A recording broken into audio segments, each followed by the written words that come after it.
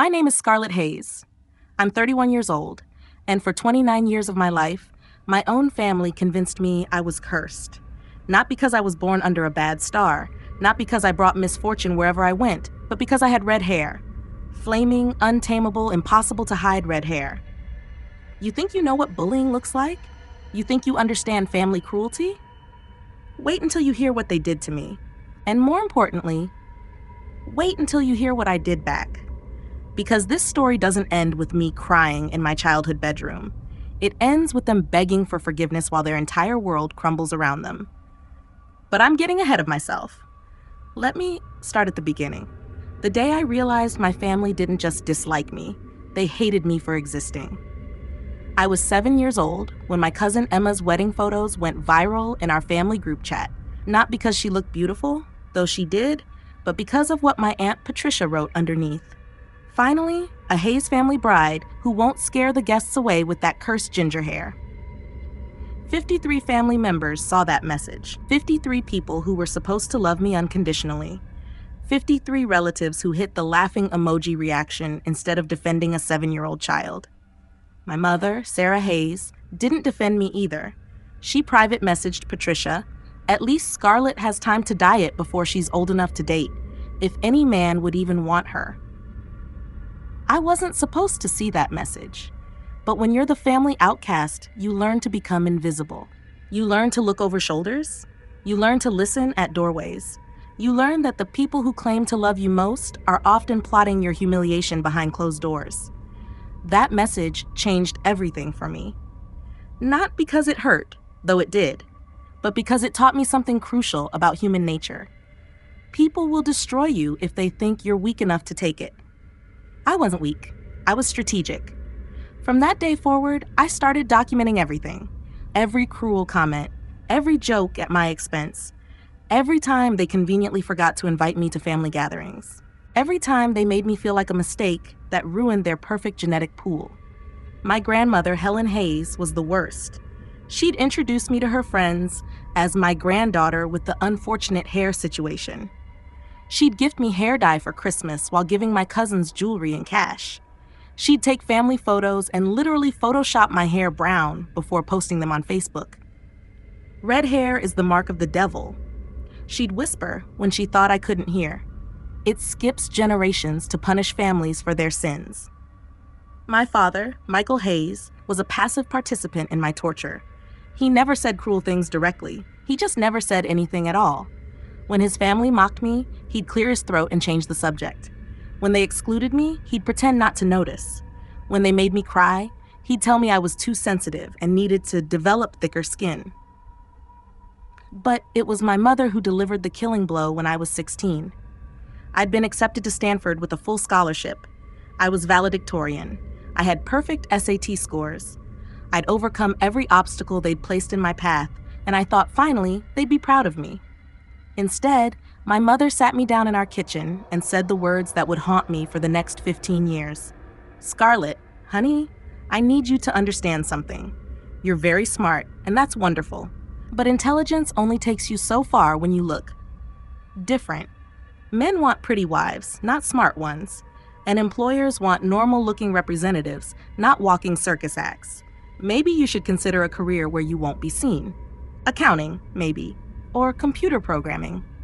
She said it with such gentle cruelty, like she was doing me a favor by crushing my dreams before the world could.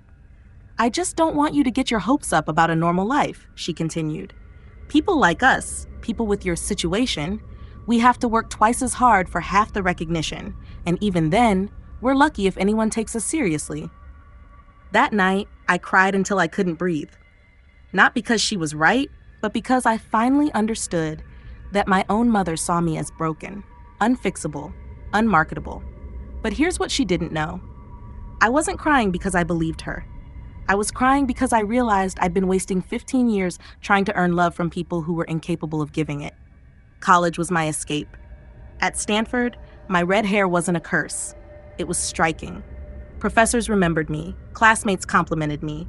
For the first time in my life, I wasn't the family freak. I was just Scarlett. I majored in business and psychology, Double majored, actually, because I wanted to understand exactly how people like my family operated. I wanted to decode their cruelty so I could protect myself from it. Or better yet, use it against them. I graduated summa cum laude and moved to New York City.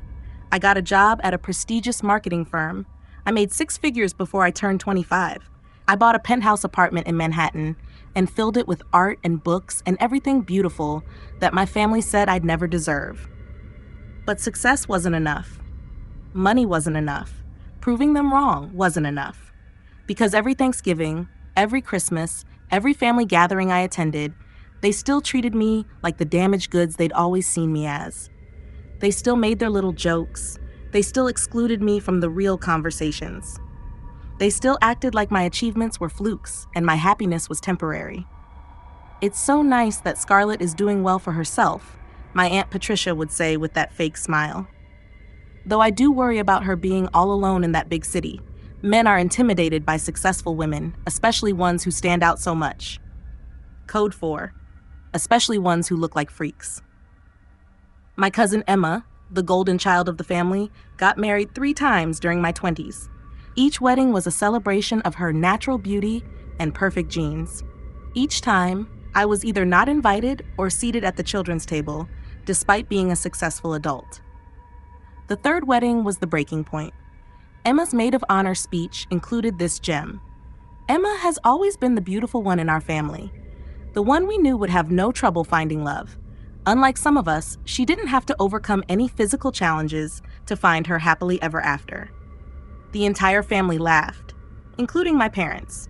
I left that wedding early and drove back to New York in silence. But during that 6-hour drive, something crystallized in my mind.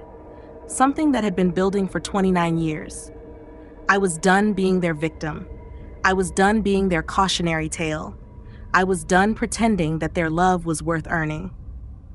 It was time for them to learn what real power looked like, and it was time for them to discover that the cursed redhead they'd spent 3 decades tormenting had been documenting everything. Every cruel word, every calculated slight, every moment they'd chosen cruelty over kindness. I had 15 years of evidence. 15 years of screenshots and recordings and witnesses. 15 years of their true nature preserved in digital amber. But I wasn't ready to use it yet. Not until I had something they wanted. Something they needed. Something that would make them beg for my forgiveness while simultaneously making it impossible for me to give it. I needed to become untouchable. I needed to become the one thing they'd always told me I could never be. Undeniably, unquestionably, impossibly powerful. And I knew exactly how to do it. The plan began with a TikTok video I never intended to post. It was 2 a.m. on a Tuesday in November 2023. I'd been working 18-hour days on a campaign for a tech startup, living on coffee and spite, when I saw the hashtag trending, Gingers are back. For 3 weeks, redheads had been posting their stories. Tales of childhood bullying, workplace discrimination, dating horror stories. The algorithm was amplifying pain, turning trauma into viral content, and something about it felt familiar. I'd been watching these videos for hours, seeing my own experiences reflected in thousands of other faces. Women who'd been called names, children who'd been excluded, adults who'd been passed over for promotions because they didn't fit the company image. The comments were split between support and continued cruelty. For every "you're beautiful," there was a "gingers have no souls" joke. For every heart emoji, there was someone saying redheads were genetic mistakes who should dye their hair or stay home. My family's voices echoed in every cruel comment. At 2:47 a.m., something inside me snapped. I set up my phone camera, pulled my hair out of its professional bun, and let it cascade over my shoulders in waves of copper fire. For the first time in my adult life, I didn't hide it. I didn't tame it.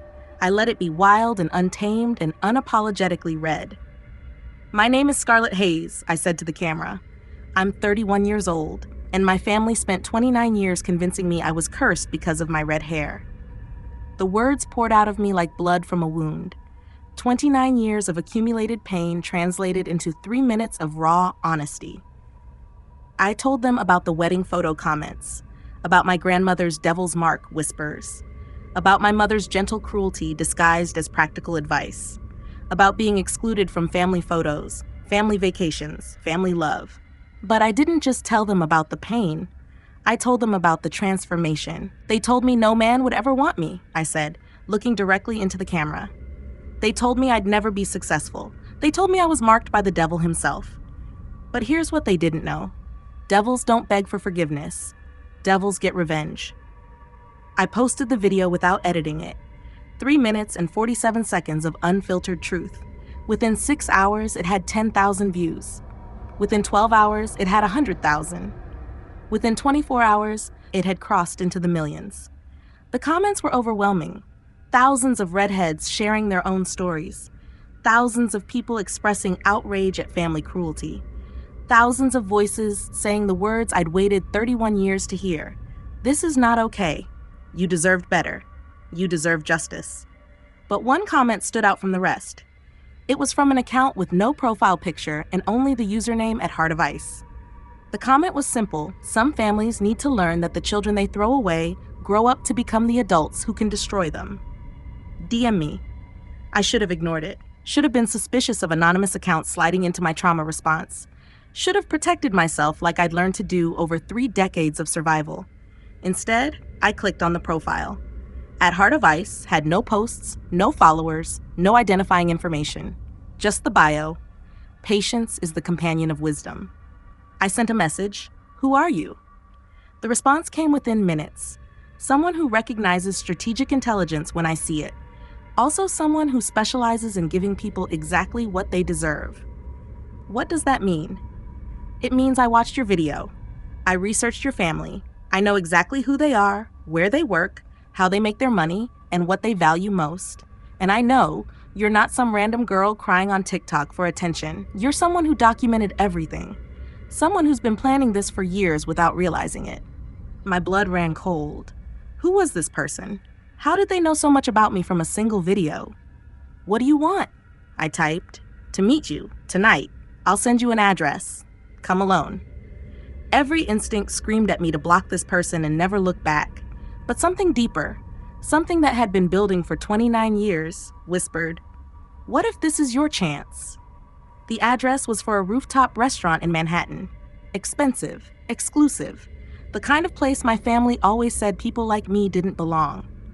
I almost didn't go. Almost decided that viral TikTok fame was enough revenge for one lifetime. But at 8 p.m., I found myself in the elevator, rising 40 floors above the city that had rebuilt me, about to meet a stranger who claimed to see something in me that even I didn't fully understand. The restaurant was nearly empty. Just a few couples at corner tables, and one man sitting alone by the floor-to-ceiling windows, looking out at the glittering city below. He was maybe 35, with dark hair and sharp features that belonged in boardrooms and corner offices. His suit probably cost more than most people's cars. Everything about him screamed power and money, and the kind of confidence that comes from never having to doubt your place in the world.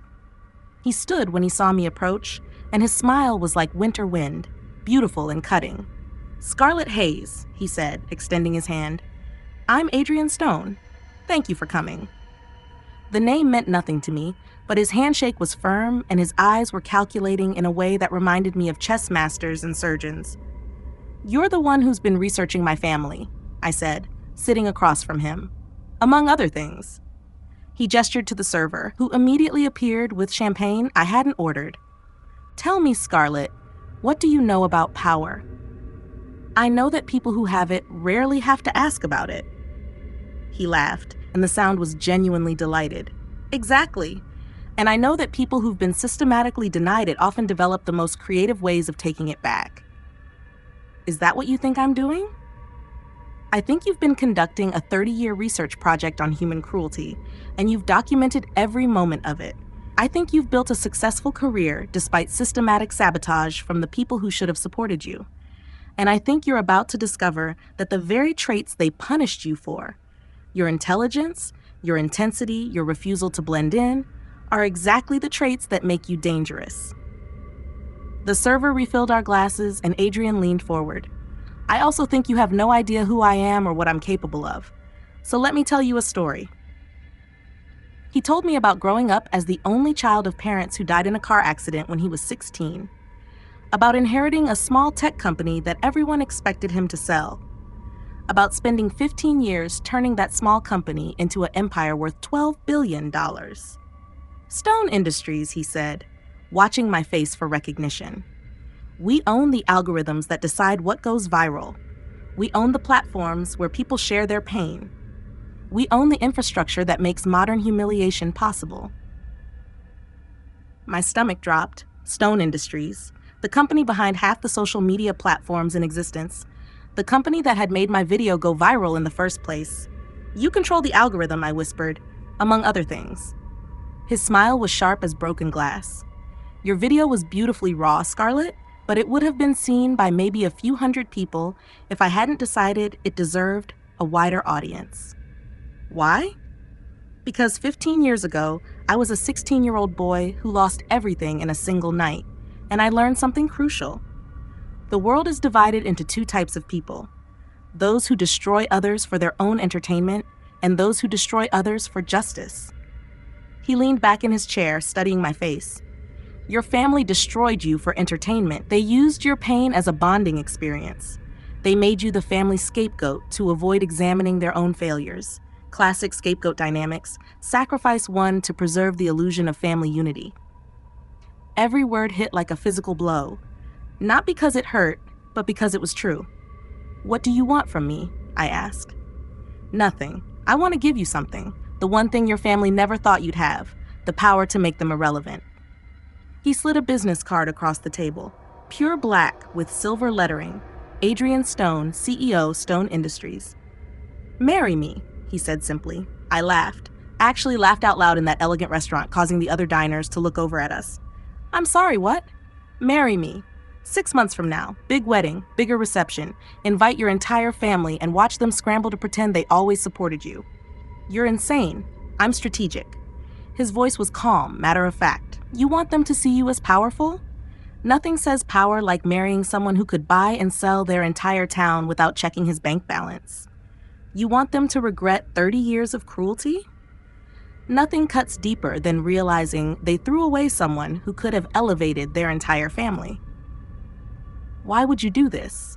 You don't even know me. I know enough. I know you're brilliant. Your TikTok strategy was perfect even if it was unconscious. I know you're resilient. 30 years of systematic abuse and you still built a successful career. I know you document everything, which means you think like I do. And I know you want justice, not just revenge. He paused, swirling the champagne in his glass. And I know that when I watched your video, I saw someone who understands that the best revenge isn't getting even. It's making them irrelevant. This is crazy. This is strategy. Think about it, Scarlett. Right now, you're the family victim who went viral. Sympathetic, but ultimately powerless. They can dismiss your success as luck. They can minimize your pain as overreaction. They can wait for the internet to move on to the next viral story. He leaned forward again, his voice dropping to a whisper. But if you marry Adrian Stone, you become untouchable. Your family doesn't just have to respect you, they have to fear you. Every cruel word they ever said gets preserved in the digital record of the woman who married a billionaire. Every time they treated you like garbage gets reframed as them throwing away a connection to unlimited power. My mind was racing. It was insane. It was manipulative. It was exactly the kind of strategic thinking that had gotten me through 30 years of family warfare. What do you get out of it? I asked. A wife who understands that power isn't given, it's taken. A partner who knows how to fight and win.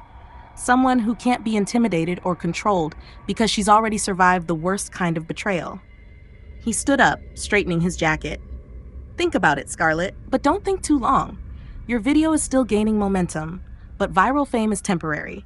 The opportunity to transform from victim to victor, that has an expiration date.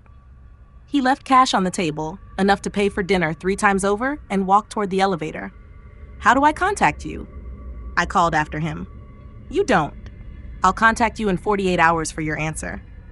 The elevator doors closed, and I was alone with my champagne and my racing thoughts. Marry a stranger for revenge. Transform from victim to victor. Make my family regret 30 years of cruelty by becoming untouchable. It was insane. It was brilliant. It was exactly what they deserved. I said yes. Not immediately. Not without research. Not without spending 47 hours Googling everything I could find about Adrian Stone and his empire. What I found was both reassuring and terrifying. Adrian Stone was exactly who he claimed to be. CEO of Stone Industries, worth an estimated $12.3 billion, owner of companies I'd never heard of that controlled things I used every day. His parents had died when he was 16. Car accident, no foul play, just tragic timing. He'd inherited a small tech startup and spent 15 years turning it into a digital empire. He was also intensely private. No social media presence, no celebrity dating history, no scandals or controversies. The business press described him as brilliant but ruthless and the most powerful man you've never heard of. Perfect. When he called exactly 48 hours later, I was ready. I have conditions, I said without preamble. I'd be disappointed if you didn't. First, this is a business arrangement. I'm not naive enough to think you fell in love with me from a TikTok video. We both get what we want, but let's not pretend this is romance. Agreed. What else? Second, I want a prenup that protects both of us. If this goes wrong, we both walk away clean. Already drafted. My lawyers will send it to your lawyers. I don't have lawyers. You do now. Hoffman, Kessler and Associates, they're expecting your call. I should have been annoyed by his presumption. Instead, I was impressed by his thoroughness. Third, I want to understand exactly what you're getting out of this. I don't believe in altruistic billionaires who marry strangers for their own good. A pause. When he spoke again, his voice was different, quieter, more honest. I'm 35 years old, Scarlett. I built an empire, but I built it alone. The business world respects me, but they also think I'm unstable, unmarried, untrustworthy, a wild card who could make unpredictable decisions because I have no personal stakes. And a wife changes that? A wife makes me a known quantity, predictable, safe. It's good for business and good for my plans to expand into more traditional industries. What kind of plans? The kind that require people to see me as stable family man rather than a dangerous loner with unlimited resources. I understood. He needed respectability. I needed power. It was a trade that benefited both of us. One more condition, I said. When we do this, when we get married and invite my family, I want them to see exactly what they threw away. I want them to understand that every cruel word, every exclusion, every moment they made me feel worthless led directly to them losing access to your world. That's not a condition, Scarlett. That's the entire point. We set the date for 6 months later, May 15th, 2024. Spring wedding, when everything dead comes back to life. The engagement announcement was a masterpiece of strategic timing. Adrian's PR team coordinated with mine, yes, I now had a PR team, to release the news across multiple platforms simultaneously. Stone Industries CEO Adrian Stone announces engagement to digital marketing executive Scarlett Hayes. The couple met after Hayes' viral TikTok video about overcoming family trauma garnered over 50 million views worldwide. The story wrote itself. Powerful billionaire falls for brave woman who turned pain into viral inspiration. Modern fairy tale with a social justice twist. My phone started ringing within minutes of the announcement going live. My mother called first. Scarlett, honey, I just saw the news. This is so exciting. We're so proud of you. Proud. After 30 years of telling me I was unmarketable, she was proud. Are you, Mom? Of course. We always knew you were special. Different, but special. And this Adrian Stone, oh my goodness. We looked him up and he's incredibly successful. When do we get to meet him? Funny you should ask. We're planning the wedding for May, and we'd love for the whole family to be there. The silence stretched for several seconds. The whole family? Everyone, Mom. All the aunts and uncles and cousins who've been such an important part of my life. I could hear her calculating, trying to figure out how to navigate 30 years of documented cruelty now that I was suddenly valuable. Of course, sweetheart. We'll all be there. We wouldn't miss it for the world. Great. Adrian is so excited to meet everyone. He's been asking me to tell him stories about my childhood, about how supportive and loving you all were. I showed him some of the old family photos and messages, and he was fascinated by the family dynamics. Another pause. Longer this time. What kind of stories? Oh, funny family memories. The kind of things that really show someone's character. She got off the phone quickly after that. The calls came in waves after that. Aunt Patricia, who hadn't spoken to me in 3 years, suddenly wanting to reconnect and make sure there were no hard feelings about anything. Cousin Emma, fresh from her third divorce, wondering if Adrian had any single friends. My father, who'd never once defended me, asking if we needed help with wedding planning. But the most interesting call came from my grandmother, Helen Hayes, 87 years old and sharp as ever, didn't bother with pleasantries. "Scarlett Marie Hayes," she said in her crisp voice. "What exactly are you up to?" "I'm getting married, Grandma, to a wonderful man who sees me exactly as I am." "Don't play games with me, child. I may be old, but I'm not stupid. This isn't some romantic fairy tale. You're up to something." I almost admired her directness. Almost. "You're right, Grandma. This isn't a fairy tale. Fairy tales are for little girls who believe their families will love them unconditionally. I'm 31 years old, and I learned a long time ago that some families need to earn the privilege of your presence." What does that mean? It means that for 30 years, you all told me I was worthless because of my red hair. You told me no man would want me. You excluded me from family photos and family love. You made me feel like a genetic mistake that ruined your perfect bloodline. My voice was steady, calm. I'd practiced this conversation 1,000 times in my head. "And now?" she asked. "Now I'm marrying someone worth $12 billion. Someone who thinks my red hair is striking. Someone who wants to elevate me instead of diminish me. Someone who sees everything you told me was worthless and calls it valuable." "And you think that makes you better than us?" "No, Grandma, I think that makes you wrong about me. But more importantly, I think it makes you irrelevant to my happiness." She hung up on me. The next morning, Adrian called with an update. "Your grandmother is interesting," he said without preamble. "You talked to my grandmother?" "She called Stone Industries directly, somehow got through 3 layers of security to my personal assistant, demanded to know my intentions with her granddaughter." "What did you tell her?" "The truth, that I intend to give you everything you deserve and more. That I think you're brilliant and beautiful and exactly the kind of woman who should be valued, not diminished." "How did she respond?" "She told me I was making a mistake, that you were difficult and too intense, and that red hair was a family curse that I'd regret taking on." My stomach clenched. Even now, even after everything, she was still trying to sabotage me. "I told her," Adrian continued, "that I'd built a $12 billion empire by betting on things other people were too stupid to value, and that if she'd raised a granddaughter who was difficult and intense, then she'd accidentally done me a favor." What did she say to that? Nothing. She hung up. But she called back 10 minutes later to ask if we were registering for wedding gifts anywhere. I laughed despite myself. Even Helen Hayes wasn't immune to the pull of proximity to real power. "There's something else," Adrian said. "Your video hit 100 million views yesterday. My PR team wants to do a follow-up story about your engagement. Exclusive interview, professional photos, the works." "What kind of story?" "The kind that turns you from viral sensation to media darling. The kind that makes your family's cruelty not just wrong, but historically documented for everyone to see." "Tell me more." "Vogue wants to do a feature on love after trauma, about how you turned pain into purpose and found someone who sees your differences as strengths. They want to interview both of us, photograph us together, and tell the story of how we met."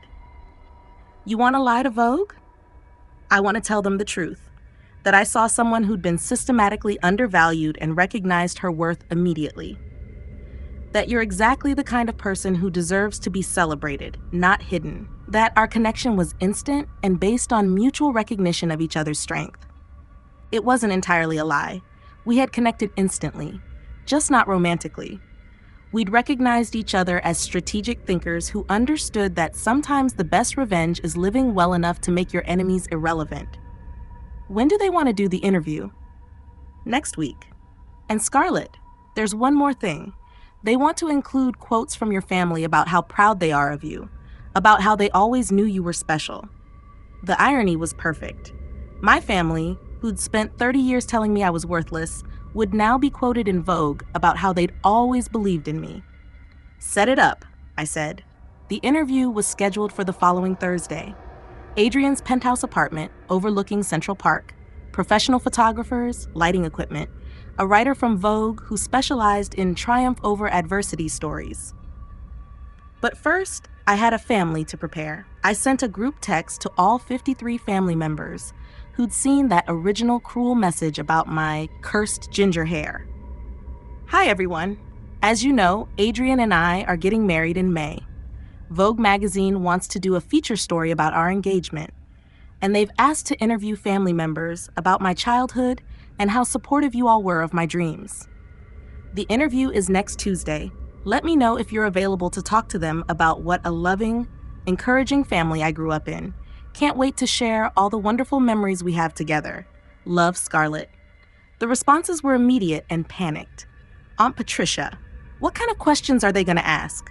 Cousin Emma, are you going to mention anything about, old family dynamics? My mother, sweetheart, maybe we should talk before you do this interview? My father, are you sure this is a good idea? But my grandmother's response was the most telling. Scarlett Marie, you call me before you talk to any reporters. We need to discuss family loyalty. Family loyalty? From the woman who'd spent 30 years telling me I was marked by the devil. I called her back immediately. Grandma, I got your message about family loyalty. I think it's a fascinating topic, considering our family's history. Don't be smart with me, young lady. You know exactly what I'm talking about. Actually, I don't. Can you explain to me what family loyalty looks like? Because I have 30 years of documentation that might contradict whatever definition you're about to give me. Another pause. She was calculating, trying to figure out how much power I actually had and how much damage I was willing to do. What do you want, Scarlett? I want my family to tell the truth to Vogue magazine about how supportive and loving you all were during my childhood, about how you celebrated my differences instead of punishing me for them, about how you encouraged my dreams instead of telling me to settle for less. And if we don't, then I tell the truth myself, with screenshots, with recordings, with witnesses, with 30 years of documentation about how a family systematically destroyed a child's self-worth because they didn't like her hair color. You wouldn't. Wouldn't I, Grandma? You spent 30 years telling me I was too intense, too difficult, too much. What do you think someone who's too much is capable of when they have unlimited resources and a platform that reaches 100 million people? The line went quiet for so long, I thought she'd hung up. What do you want us to say? She finally asked.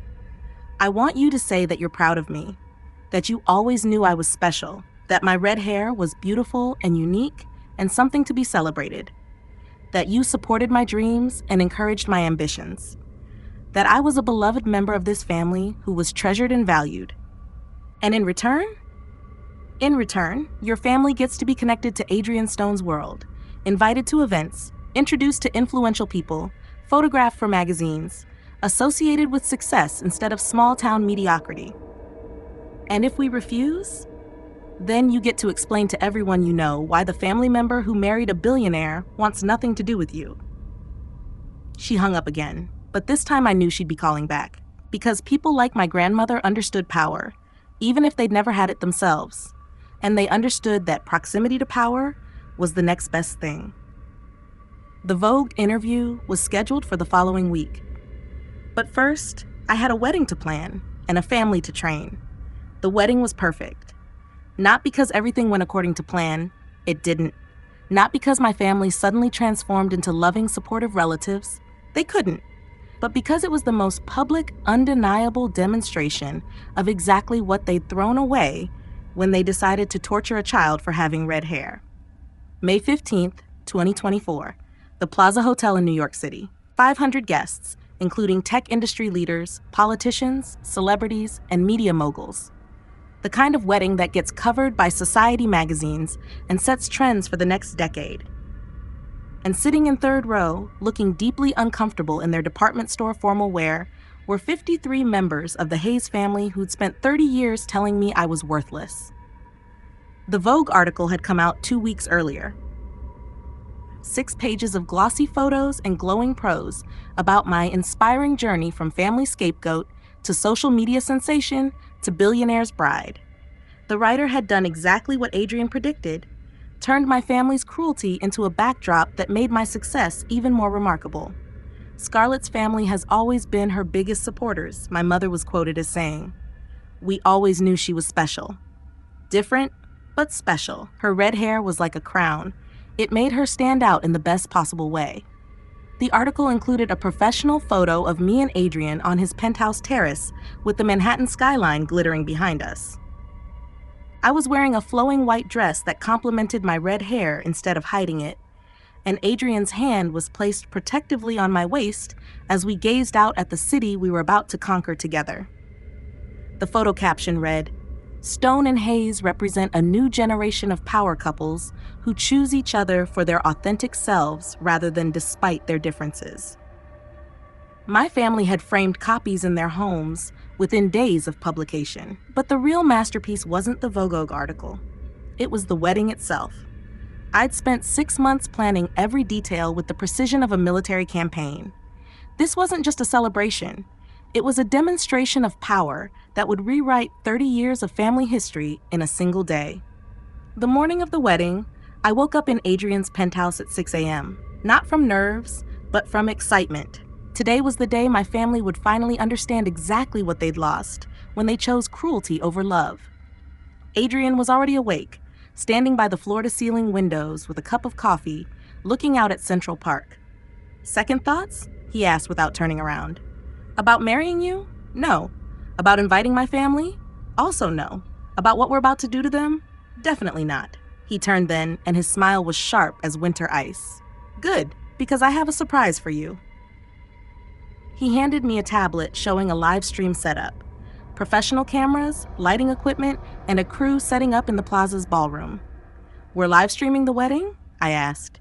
"We're live streaming your entrance. Your family thinks this is a private family moment where they can quietly pretend they always supported you. Instead, it's going to be broadcast to everyone who saw your original TikTok video. 50 million people are going to watch you walk down the aisle toward the man who values everything they told you was worthless." It was brilliant and terrifying, and exactly what they deserved. "There's more," Adrian continued. "Remember how your grandmother told you that red hair was the mark of the devil? That it was a family curse?" I nodded. "I had the wedding dress designed specifically for you. Wait until you see it." The dress arrived at noon, delivered by a team of stylists from the most exclusive bridal boutique in Manhattan. When they unzipped the garment bag, I gasped. It was stunning, a masterpiece of silk and lace that flowed like liquid fire. But the most shocking detail was the color. It wasn't traditional white or ivory. It was the exact shade of my hair. Deep, rich copper silk with intricate beading that caught the light like flames. A dress that didn't hide my red hair or complement it, it celebrated it. It turned my family's curse into a crown. Adrian specifically requested this color, the lead stylist explained. He said he wanted you to look like a queen, claiming her throne. The stylist team spent 3 hours on my hair and makeup, but not to tone down my natural coloring. Instead, they enhanced it, made my red hair even more vibrant, more impossible to ignore. Applied makeup that made my green eyes flash like emeralds and my pale skin glow like porcelain. When I looked in the mirror, I didn't see the cursed child my family had tried to hide. I saw a woman who looked like she'd been carved from fire and ice. Beautiful, dangerous, and completely unashamed of exactly who she was. At 4 p.m., I received a text from my mother. "The whole family is here. We're so excited. You look beautiful in the photos we've seen. Can't wait to see you walk down the aisle." They had no idea what was coming. At 5 p.m., Adrian's best man, the CEO of a Fortune 500 company, knocked on my door. "It's time," he said. "Adrian's waiting. Your family is seated, and 53 million people are watching the live stream." 53 million. 1 million for every family member who'd hurt me. The plaza's ballroom had been transformed into something from a fairy tale. Thousands of white roses mixed with copper-colored peonies, crystal chandeliers casting warm light over 500 of the most powerful people in New York. A string quartet playing classical music that seemed to make the very air shimmer with elegance. And in the third row, looking like they'd stumbled into the wrong universe, sat my family. My mother wore a dress from Macy's clearance rack that probably cost less than the flowers on a single table. My father kept tugging at his ill-fitting rental tuxedo. Aunt Patricia looked like she was attending a funeral instead of a wedding. Cousin Emma kept taking selfies, trying to prove to her social media followers that she belonged in this world. But it was my grandmother who looked the most out of place. Helen Hayes, who'd spent 87 years believing she was the matriarch of an important family, suddenly faced with the reality that she was just a small-town woman surrounded by actual power. The music changed. The wedding march began. The 500 guests rose to their feet. The live stream cameras focused on the entrance to the ballroom, and I stepped into view. The reaction was immediate and audible. Gasps from the crowd, applause from the live stream audience that I could hear through speakers placed throughout the venue. Camera flashes that lit up the room like lightning, but I only had eyes for my family's faces. My mother's mouth was literally hanging open. She'd never seen me look beautiful.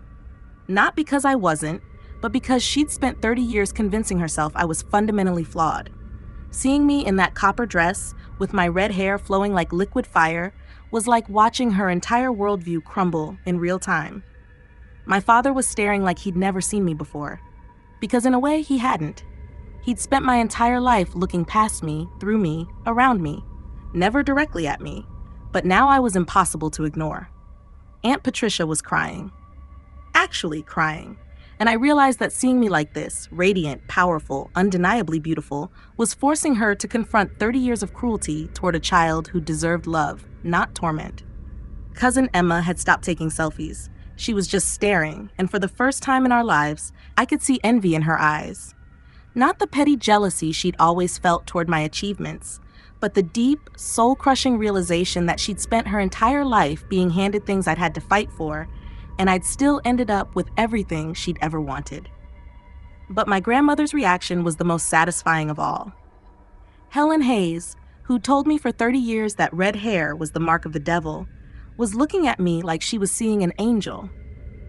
Her face was pale, her hands were shaking, and her eyes were filled with something I'd never seen from her before: regret. I walked down that aisle slowly, deliberately, letting every person in that room see exactly what my family had tried to hide. The cameras captured every step, broadcasting my transformation to millions of people who'd followed my story from pain to power. Adrian was waiting for me at the altar, and when our eyes met, his smile was genuine. Not because he loved me, we both knew this was a strategic alliance, but because he was watching me claim everything I'd been denied for 30 years. The ceremony itself was brief but meaningful. We'd written our own vows, and mine were carefully crafted to tell a story.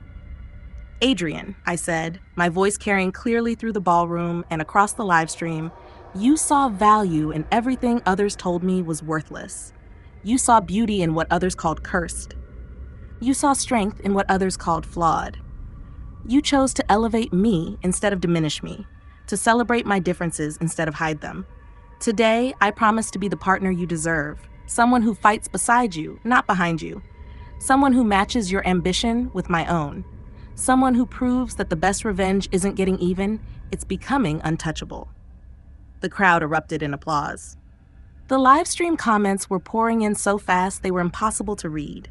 But I could see my family's faces, and they finally understood what they'd lost. Not just my love, not just my respect, but access to a world they'd never even imagined existed.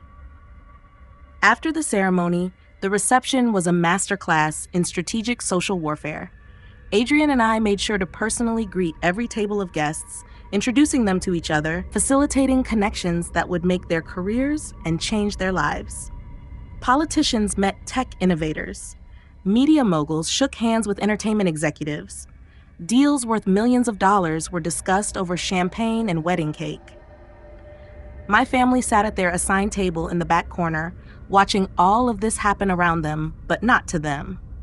They were spectators at the most important networking event of the decade, close enough to see the power, but too irrelevant to access it, until dessert was served. That's when Adrian stood up and asked for everyone's attention. "Ladies and gentlemen," he said, his voice commanding immediate silence, "I want to take a moment to thank everyone who made this day possible. But most importantly, I want to thank the Hayes family." Every camera in the room turned toward my family's table. The live stream focused on their shocked faces. Scarlett's family, Adrian continued, played a crucial role in making her the extraordinary woman she is today. They taught her resilience by giving her obstacles to overcome.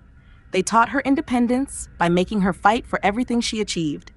They taught her to value authentic love by showing her what conditional acceptance looked like. The room was dead silent. Even the servers had stopped moving. Most importantly, Adrian said, looking directly at my grandmother, they taught her that some people will try to make you feel ashamed of the very qualities that make you unique. Scarlett's red hair, which certain family members once called a curse, was the first thing I noticed about her, not because it was different, but because it was beautiful. He raised his champagne glass. So let's raise a toast to the Hayes family, whose treatment of Scarlett taught her exactly how valuable authentic love really is. And to everyone in this room who sees beauty in uniqueness, strength in differences, and power in authenticity.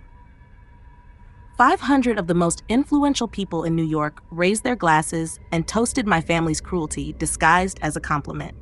The live stream exploded with comments. Screenshots of Adrian's speech started trending on social media within minutes.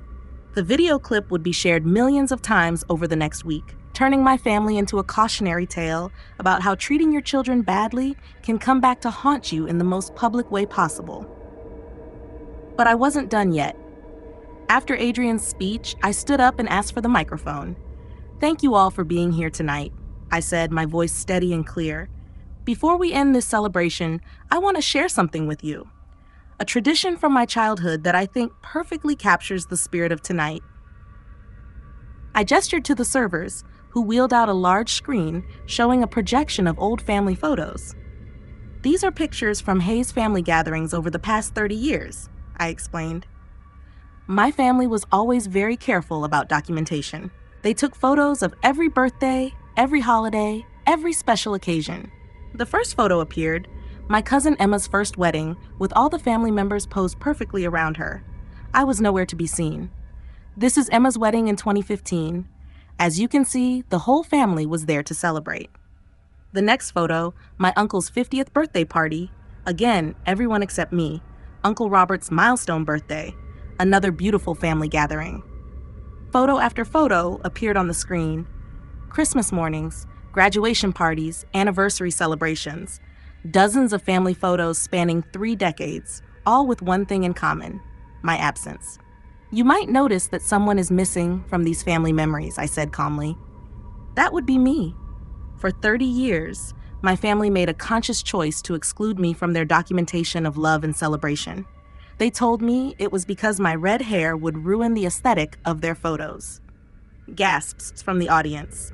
The live stream comments were in meltdown. "But tonight," I continued, "I want to take a new family photo, one that includes everyone who's here to celebrate with us." The photographers moved into position, and I gestured for my family to join Adrian and me at the front of the room. They had no choice. With 500 people watching and 50 million more on live stream, they couldn't refuse without creating an even bigger scene. One by one, they walked to the front of the ballroom. My mother, my father, my grandmother, all the aunts and uncles and cousins who'd spent 3 decades making me feel unwanted. "Perfect," I said as the photographer prepared to take the shot. "Now we have a photo that tells the real story." The Hayes family finally united in celebration of the family member they spent 30 years trying to hide.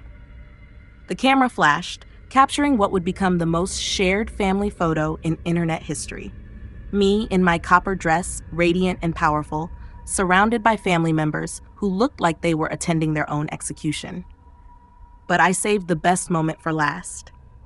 As the guests began to leave and the evening wound down, my grandmother approached me. "Scarlett," she said quietly, "I need to speak with you privately."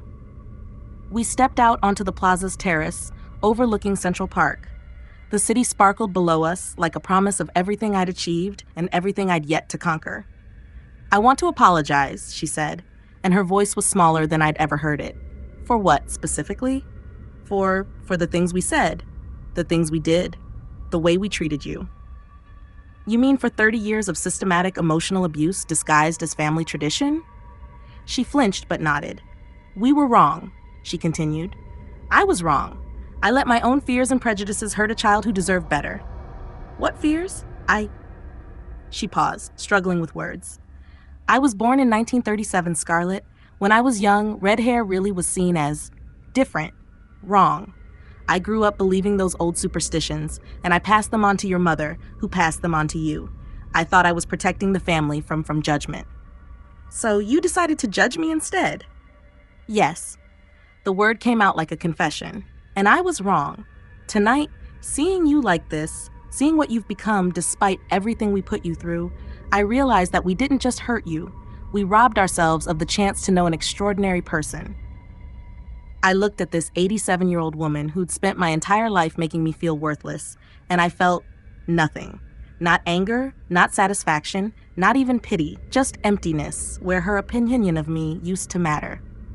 Grandmother, I said finally, 30 years ago, your apology would have meant everything to me. 20 years ago, it would have meant something. 10 years ago, it might have mattered.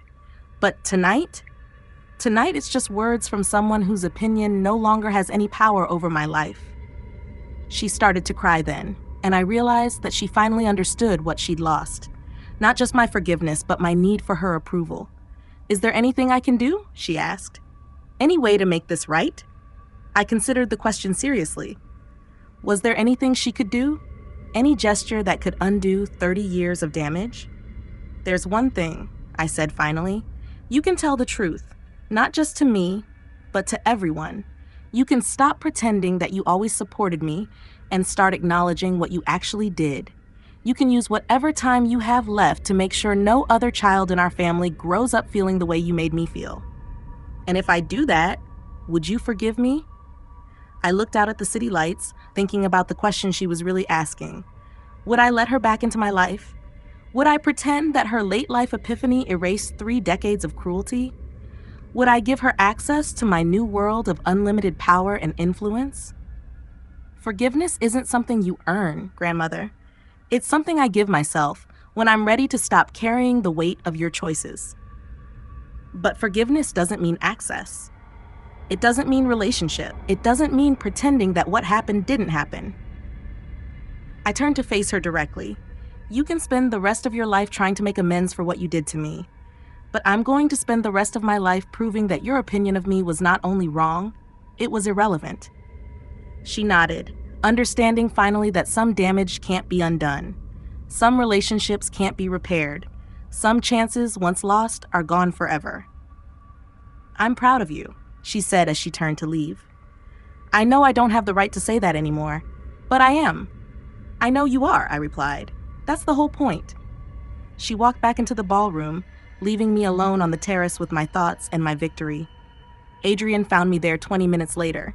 How do you feel? He asked, joining me at the railing. Powerful, I said without hesitation. For the first time in my life, I feel actually, undeniably powerful. Good, because tomorrow the real work begins. What do you mean? He smiled, and it was the same sharp, calculating expression I'd fallen in love with. Not romantically, but strategically. Tonight was about settling old scores, Scarlett, but tomorrow is about building new ones. You're not just my wife now, you're my partner, and I have plans that require someone who understands exactly how to turn pain into power. What kind of plans? The kind that change the world, the kind that make tonight look like a warm-up act. He handed me a folder marked, Confidential. Your first assignment as Mrs. Stone.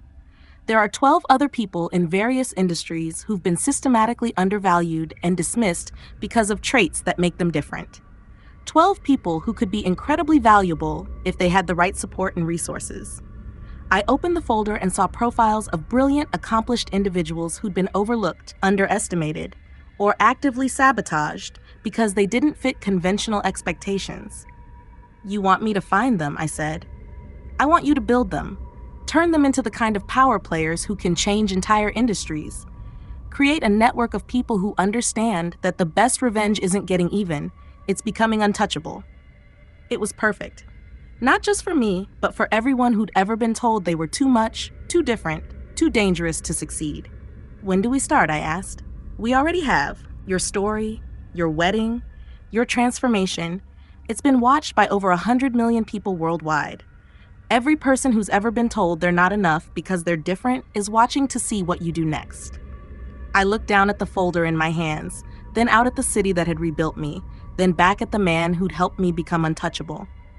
They have no idea what's coming, I said. No, Adrian agreed. They really don't. 6 months later, I was featured on the cover of Forbes magazine as one of the 30 most influential women under 35. The article detailed how I'd used my platform to launch a venture capital firm specializing in supporting unconventional entrepreneurs who'd been overlooked by traditional investors. My family sent congratulations cards. I had them framed and hung in my office, not as keepsakes, but as reminders. Evidence of how quickly people's opinions change when you become too powerful to ignore. Because that's the thing about revenge. It's not about making people pay for what they did to you. It's about making them irrelevant to what you become. And as I sat in my corner office 40 floors above Manhattan, surrounded by photos of the 12 brilliant misfits Adrian and I had transformed into industry leaders, I realized something profound. My family had spent 30 years trying to convince me I was cursed because of my red hair. They were right, I was cursed. Cursed to remember every slight, every cruelty, every moment they chose power over love. Cursed to turn their rejection into fuel for my own success. Cursed to become exactly the kind of person they'd always feared I might become. Someone who could make them beg for forgiveness while being completely uninterested in giving it. But most of all, I was cursed to prove that sometimes the best thing your family can do for you is show you exactly who not to become.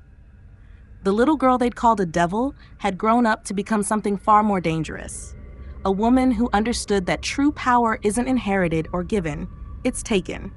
And once you take it, you never give it back.